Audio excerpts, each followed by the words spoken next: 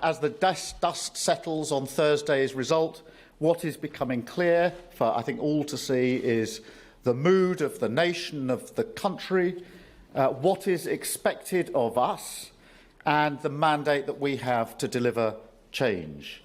It's a mandate not just to govern, although it is certainly that, but it's a mandate that has put trust in us to change the country and to deliver. And it's a mandate to do politics differently, and that change started yesterday as well. I have, as you'll have seen, appointed a cabinet. That was done yesterday afternoon and completed.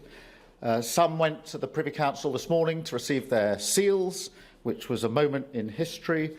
We followed that with the first cabinet meeting of the Labour government of 2024.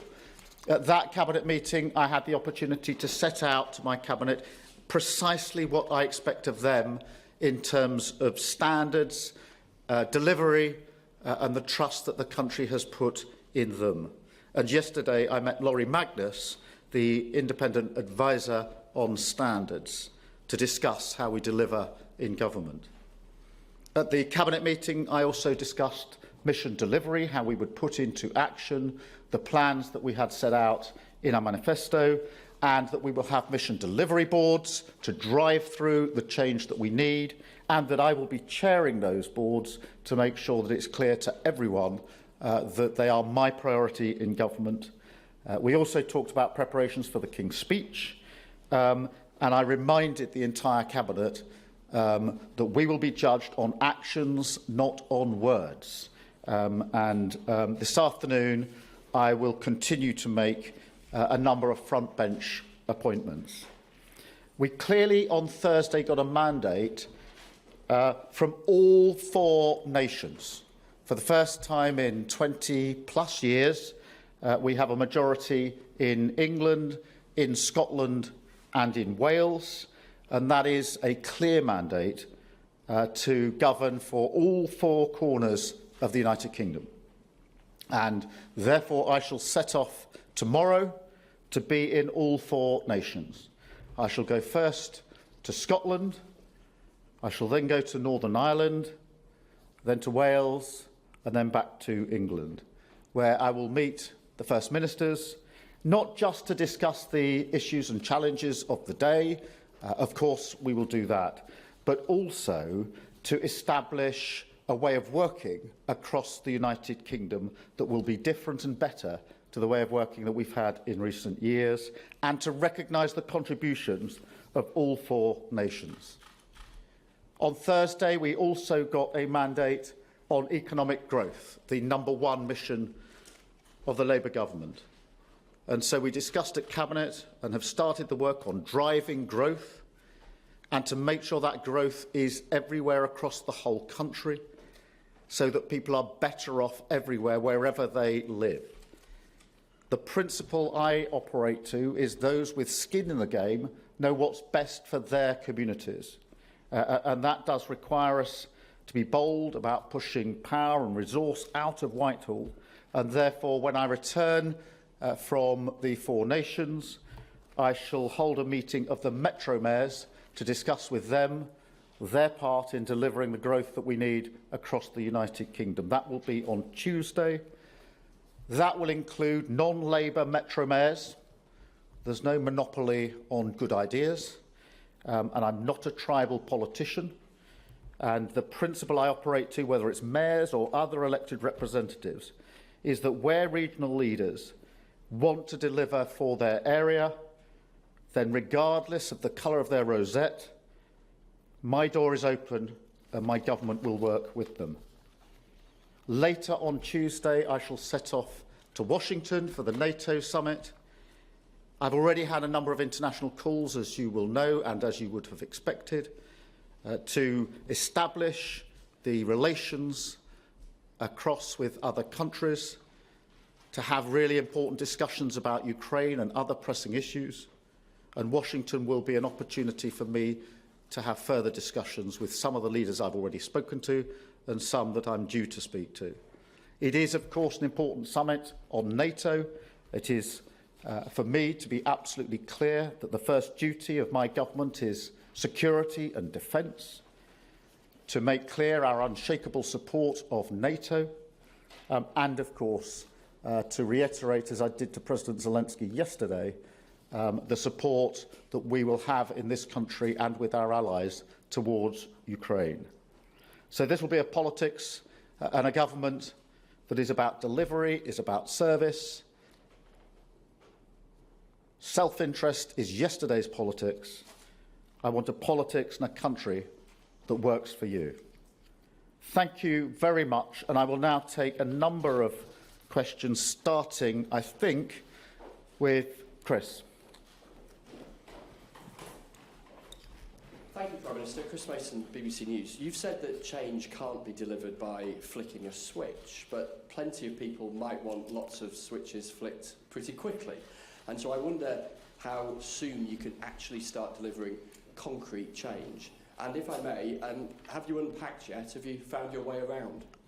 Well, they're two different questions. Thank you. Look, I'm restless for change, and I think and hope that what you've already seen demonstrates that, not least the appointment yesterday of Patrick Vallance and James Timpson, two individuals who are associated with change and delivery. And it won't surprise you to know that the discussions I had yesterday with them were not the first discussions I've had with them. We've been talking to them for some time about the need for the change that we will put in place. But look,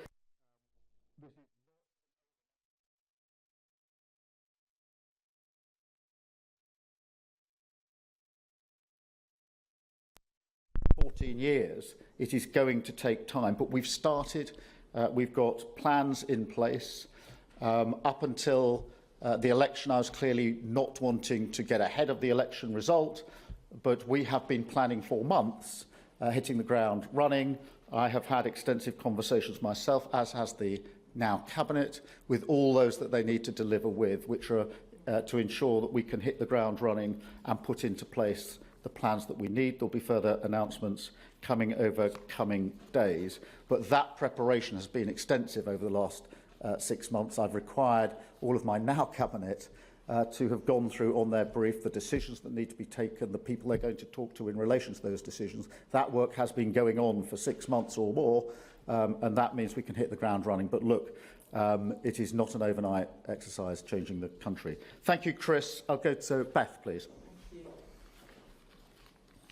Thank you very much. Prime Minister, you have won a massive majority, but your vote share is quite low. It's much lower in terms of voter support than Blair in 1997. You talk about the mood of the country. I think you have some ideas as to why. Can you give us one concrete thing that you will promise voters you will deliver in your first 100 days to make them believe the change message? And if you'd indulge us, millions of people saw that exit poll drop. Some of them gasped. What was your emotion when you saw it? Thank you. Thank you very much. Look, the thing that's changed already is the mindset of government. It's a mindset of service, of country first, party second. That's not a slogan. That is the test for all of our decisions. So when submissions come to me from the Cabinet, when I've had to take decisions, which I've already had to, of course, the principle is country first, party second, and that's the driving principle. So that change has already happened. I set out before the election what our first steps will be. We've started work on those first steps. You've seen where Streeting made clear the steps he's already taking to resolve some of the issues that have been unresolved for some time, with a degree of raw honesty as well as to the state of being. So that's the mandate. That's how we go forward. And look, you know, in relation to the outcome on Thursday, it is a clear mandate. We argued for change. We've got that mandate, and we've got it in for all 4 nations, and that is really important for us as well. I was pleased to see that exit poll. I didn't believe it until, like everybody else, I stayed up to watch every single result come in, peppered with the speeches I gave, including the one at 5 a.m. It was only as the final results came through that I was confident that we'd got to where we needed to be to do the work that we need to do. Chris, I didn't answer the second part of your... As to finding my way around, I've got a basic understanding of the rooms I've used so far here. and that's good, but there are plenty of hidden places I'm yet to discover. And no, we're not unpacked quite yet, but we will be soon, and we'll be moving in soon. But there's a bit of work to do before then. Of course, I'm off to Washington on Tuesday. Thank you very much, Beth. Robert.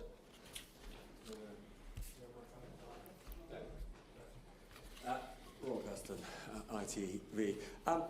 Prime Minister, you talk about the need for a reset. One of the lessons of Labour governments is the need to take the tough decisions early. We've already heard from Wes Streeting that, in his view, the policy now of the NHS is that it is broken. If, in the coming weeks, as you go through department by department, you find that things are worse than you expected, are you prepared to take tough decisions early, including possibly raising more from taxation? And then secondly, just on Beth's point about how you've won the biggest majority relative to the size of the vote in history. You said yesterday that your priority would be to govern for those who didn't vote for you. Some 80% of British voters didn't vote for you. That's including those who didn't vote at all. What does that mean in practice, in a sense, for the culture of the government and how you'll govern? Thank you, Robert. Look, in relation to the tough decisions, we're going to have to take the tough decisions and take them early, and we will. We will do that with a raw honesty. And that's really what sat behind Wes Streeting's description yesterday of the NHS as being broken. It is. Everybody who uses it and works in it knows that it is broken, and we're not going to operate under the pretence or language that doesn't express the problem as it is, because otherwise we won't be able to fix the problem as quickly as we need to. And we'll continue in that vein. There are other issues. Prisons would be an obvious example where other parts of the system are broken, and we're going to have to approach that with a raw honesty as well. And we will take the tough decisions, but that is not a sort of prelude to saying there's some tax decision that we didn't speak about before we're about to announce now. It's about the tough decisions to fix the problem and being honest about what they are. On the second part of your question, it was very important to me to say what I said on the steps yesterday about those that didn't vote for us, because we're a government of service to all people, whether they voted for us or not. And I include within that people who voted Labour for the first time on Thursday, because across the country in many places, people will have voted Labour for the first time, perhaps never having voted Labour before. And I recognise that, and that they've put their trust and confidence in us. And we have to repay that. So we hold them in our mind's eye. People who didn't vote for us need to know that we will serve them, that we will not turn our back on people just because we don't think they voted for us. We'll govern for the whole country. And that's what I meant by what I said yesterday. It's about taking the country forward and doing that, in conjunction with our First Ministers, doing that in conjunction with our mayors and other elected representatives across the areas, so that we can govern for the whole of the country and take the country forward and turn our back on tribal politics and simply picking issues we want to fight just for the party politics of it. That's what's gone wrong, in my view, in the last few years, where priorities are simply set by party advantage rather than country first. And that's an example of what I mean by country first, party second. And that's the approach we'll take. Thank you, Robert. Paul, Channel 4. Good afternoon, Prime Minister. Firstly, have you got used to hearing yourself get called that yet? And secondly, if I may, just picking up on Chris's point there, look, you said progress isn't going to be like flick of a light switch. You've said that it's going to take a while. But for people at home who are feeling pinched, who are feeling desperate, when can they expect things to start getting any better? A year from now, 2 years from now, before the next election, or perhaps never? Well, look, on the first question, yes, I'm getting used to it. I'm very happy to be called Keir or Prime Minister, I do recognise, and I said this to the civil service yesterday, why for them it is important to refer to the office holder as Prime Minister because they're serving the office. I recognised this when I was Director of Public Prosecutions, and it is actually important to them to use the title because it reinforces in them what they are doing by way of public service, and I respect that and understand that. I'm perfectly happy to be called Keir, but I do recognise why that happens. On change, the work has started. And we will deliver change as quickly as we can, and that will include change, within the early months and years of the government. It won't be a question of simply saying nothing's going to change until towards the end of the first term, but different change will be delivered at different speeds, inevitably. What I can't pretend is that we can fix everything overnight. The obvious example of that is the mess the government, or the last government, made in relation to prisons. They mismanaged the building programme. Half the money hasn't been spent. The tough decisions weren't taken on planning. We don't have the prisons we need. And I can't build a prison in 24 hours. But we can get to grips with the planning aspect of that straight away. We can push on. Half the money has not been spent, and we will do that straight away, but it will take time. Thank you very much. Aggie from LBC. Very much. You've mentioned prisons now a couple of times, Prime Minister. I wonder whether you agree with your new prisons minister that only a third of people in prisons should definitely be there. Well, look, the prison minister has huge experience here and has invested a huge amount over many years in relation to prisons, and that's why I wanted to make that appointment. We do need to be clear about the way in which we use prisons. We need to get away from the fact that for so many people come out of prison, they're back in prison relatively quickly afterwards. That is a massive problem that we have in this country that we do need to break. And that's why I was very pleased to put James into post, someone who hasn't just talked the talk, has actually walked the walk for many years in this respect. And I think I was very pleased to make that appointment, very pleased to have spoken with him about the change that we can bring about. Thank you. I'll go to Caroline. Thanks very much. Caroline Wheeler from the Sunday Times, and congratulations, Prime Minister, on your victory. It seems to be a theme here that we're talking about you want to hit the ground running. I'm just wondering, in terms of the NHS, when can you commit to getting those 40,000 additional appointments up and running? Is that something you can do within the first year?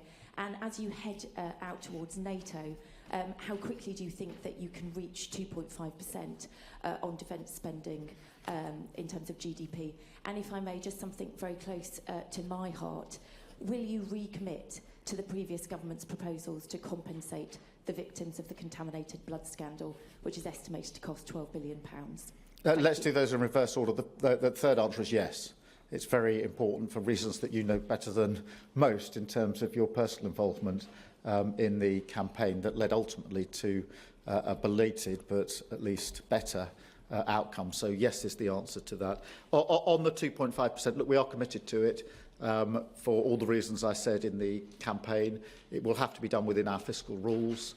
And it will be done within our fiscal rules. But the strategic review will start shortly of our capabilities and an assessment of what is needed where. That we can do straight away. But the commitment to 2.5 is real, but it will be within our fiscal rules, and we will not be tempted, as the last government was, to pretend that money is there now, which isn't there. In relation to the NHS, and particularly the 40,000 extra appointments, the work on that starts straight away. And the way we will approach this is in St Thomas's Hospital just across the way and other hospitals, Leeds is an example, they have already done this of their own volition, because they were so concerned about the impact of waiting lists on their own hospitals that they set up schemes to work evenings and weekends, and we've talked through with them how they did it. We will use them around the country now, and they've agreed to this. They will go across the country to be deployed to help set up the model in other hospitals as quickly as we can. So I can't say by date X it will happen, but we've already had quite some discussions about how that will be rolled out from day one. And there will be other announcements from various members of the Cabinet in coming days about the actions that we're taking on a number of fronts. Thank you, Caroline. Toby. Prime Minister, congratulations on your victory. One of the things voted for you will be hoping to hear early on in your premiership is some commitment to tackle the issue of child poverty. Can you give a guarantee that you intend to get rid of the 2-child cap on child poverty as a first part of that process? What I can, I mean, the answer today is no different to the answer a week ago, you'll be pleased to know, because I said some tough things in the campaign because I meant them, and I wasn't going to do what others have done, which is to say sweet things on the way in, only to do a press conference like this 2 days later or 3 days later saying we can't do any of that. And so 2-child benefit is an example of that difficult decision. Absolutely understand how difficult it is, how important it is, and I'm not shying away from that. But you know, we intend to have economic stability. We intend to ensure that we stick to our rules, and that is why I can't make the commitment on the 2-child benefit. What I can say is this: we have, and we're already setting out the child poverty strategy, which will deliver a reduction in child poverty. I'm determined to do that. It will be a measure of what this Labour government does, just as it was a measure of the last Labour government that drove down child poverty. I don't want any child living in poverty. And so that strategy will be developed, and as soon as we're able, I'll share with you more details in relation to that. But the fact that I can't make the commitment on the 2-child benefit does not mean that we're parking the strategy on reduction of child poverty. On the contrary, it makes it all the more urgent, and we will be working on that and started on that already. Kate. Thanks, Prime Minister. Can I just go back to the question of prisons? Your Prisons Minister, James Timpson, said precisely this: we are addicted to punishment. People are in prison who should not be, i.e. they're given a prison sentence and they shouldn't be. Do you agree, yes or no? And are you going to continue with the early release of prisoners? Very quickly, Rwanda scheme, is that dead and buried?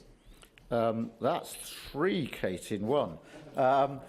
Look, the Rwanda scheme was dead and buried before it started. It's never been a deterrent. Look at the numbers that have come over in the first 6 and a bit months of this year. They're record numbers.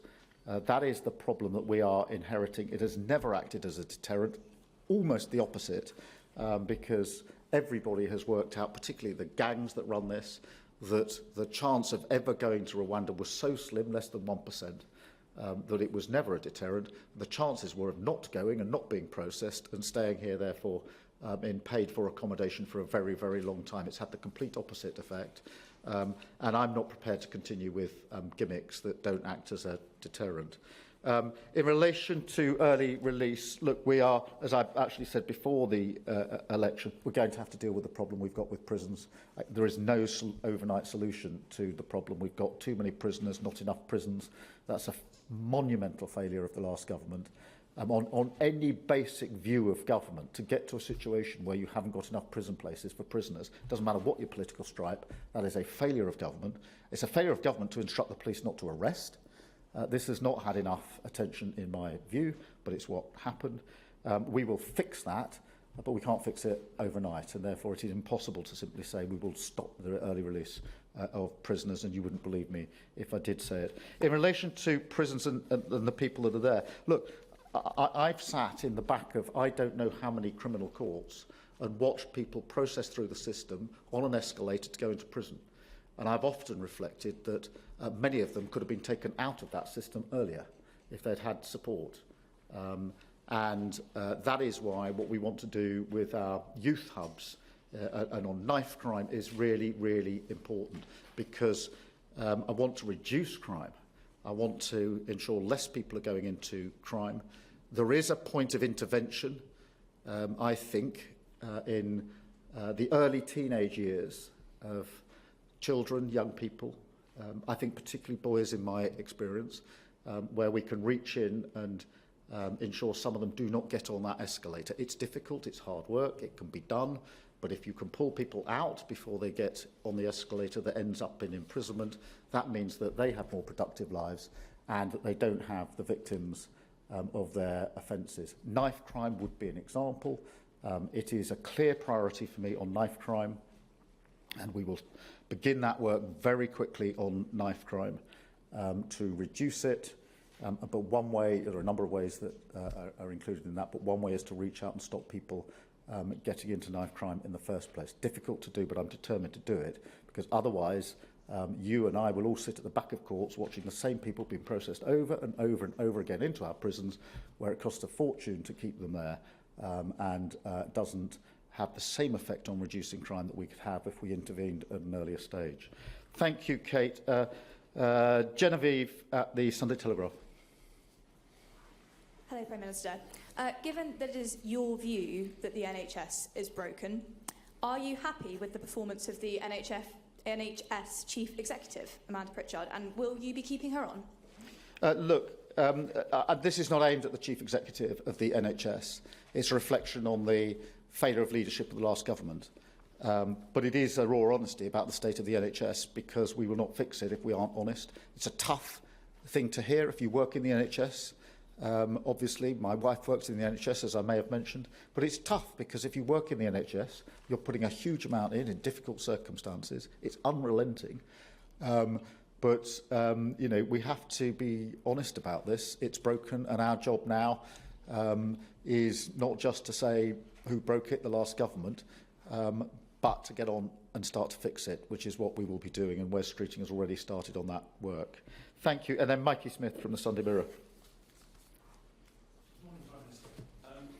Your cabinet has more members that went to comprehensive schools than any before, if I'm not mistaken. How important was it to you that your top team reflect the country they're going to be running? And quickly, if I may, shall we expect any more peerages to be given to experts so you can bring them into your team?